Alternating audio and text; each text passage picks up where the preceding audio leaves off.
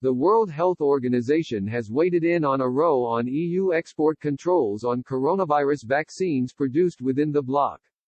WHO bosses warned new European Union moves to tighten rules on the export of COVID-19 shots were not helpful.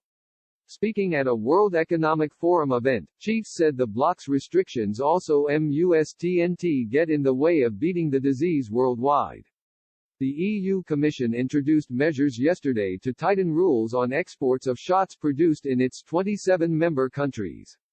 The vaccine export transparency mechanism will be used until the end of March to control vaccine shipments to non-EU countries and to ensure that any exporting company based in the EU first submits its plans to national authorities for approval.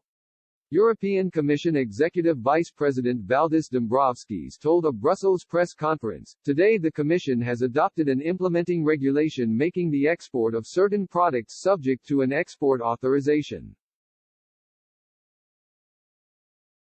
This regulation concerns the transparency and export of COVID-19 vaccines." German Health Minister Jens Spahn echoed Mr. Dombrovskis and stressed it was important that European citizens should be protected first, adding, "It's important for us that Europe is safe, that the world is safe.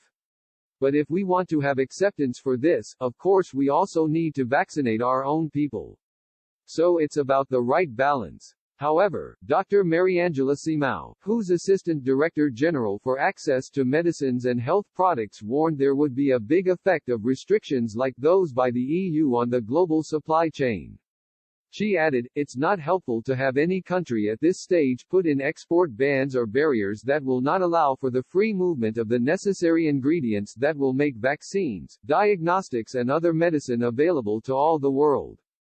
Tedros Adhanom Ghebreyesus, Director General of the WHO, claimed the export ban could become a lose-lose situation rather than a win for Europe situation.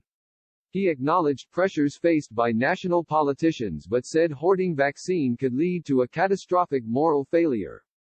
The EU has also come under increasing criticism this morning after its short-lived move to override part of the Brexit deal on Northern Ireland over export controls on coronavirus vaccines.